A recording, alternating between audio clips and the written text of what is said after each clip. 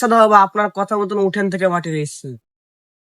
দে মাটি, আর তোদের সংসারের অশান্তির কারণটা আমি একটু দেখে নিই।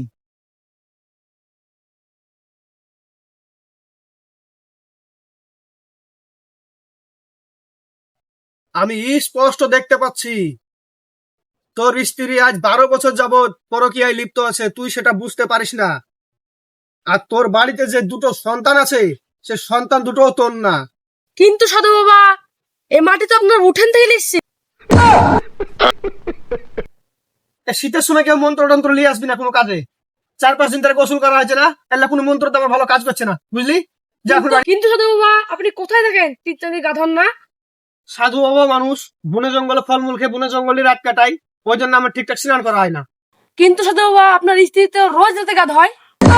এই সাধু বাবার কাজ আর করা যাবে না রে, বাড়ির অবস্থা আমার খারাপ আছে। উঠে চলে যাচ্ছেন কেন? না তোরা আর সাধু বাবা তোরা হবে না।